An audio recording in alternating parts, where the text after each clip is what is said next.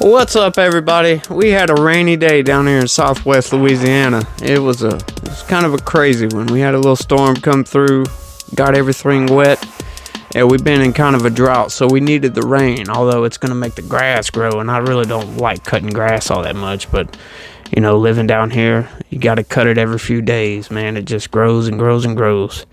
But I got to say, man, this presidential election season is getting ramped up, and it's getting crazy. This is probably one of the craziest election cycles that we've had in my memory. You know, like I said yesterday, I haven't really been paying too much attention to politics before 2017, 2018. But man, it's just crazy. You know, we got all these states trying to take Trump off the ballot. And the story we're getting into today cuts right into that. Check this out. Joe Scarborough from MSNBC says every Democrat he talks to privately says Biden is too old to run. Oh boy. Even MSDNC doesn't want Biden to run. This is crazy. You know it's getting crazy whenever the political left narrative machine doesn't want this guy in office. So let's get into this. Let's see what he says, because I find this very, very intriguing. MSNBC pundit Joe Scarborough said Wednesday that every Democrat he's spoken with privately believes President Biden is too old to run for re-election next year. During an appearance on Morning Joe, Washington Post columnist David Ignatius, sorry if I got that wrong, spoke to Scarborough and co-host Micah Brzezinski about his new piece calling on Biden and Vice President Harris to halt their plans to run in 2024. They should really take that warning seriously. Seriously. All right, here we go. Quote, I think it comes down to what we were talking about earlier. Is Joe Biden the person who can really stop Donald Trump or somebody like Trump who gets the Republican nomination? Ignatius said. I'm sorry, I'm gonna screw that up. I'll probably say it different every time, so I apologize if I'm getting that name wrong. I know I'm getting it wrong. That's what he's got to. He's got to look in the mirror, search his soul, and make that decision. And I wanted to raise that question. I'd like him to think that through carefully because I have my concerns. Scarborough responded by accusing Democrats of saying different things about Biden off the air than they do on the air, which they all praise him on air. We all know that. Like I said, they don't call it MSDNC for nothing. Let's keep going. Just to answer David's question, Scarborough responded, Micah and I, everybody we talk to, every political discussion, it talks a lot about Trump. But when it comes to Joe Biden, people say, man, he's too old to run. He's not going to.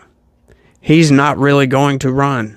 So, you know, we often will complain about Republicans who will say one thing about Donald Trump off the air and another on air, he added. Well, let me just say, Democrats off the air will say Joe Biden's too old. Why is he running? On the air, they won't say that. Ignatius, a top columnist for the Post, joined a host of pundits who are calling on Biden to not seek re-election. Wow! Please, yes, we don't want no more Joe Biden. You know, definitely. Get Joe the hell out of there. While he cited Biden's accomplishments, what accomplishments? While in office, he said that it's time for them to step aside, suggesting that the president's age is a liability.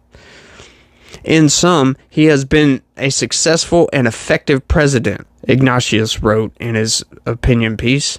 Show me effectiveness. What has he effectively done except screw this country up? Show me some accomplishments. What has he done?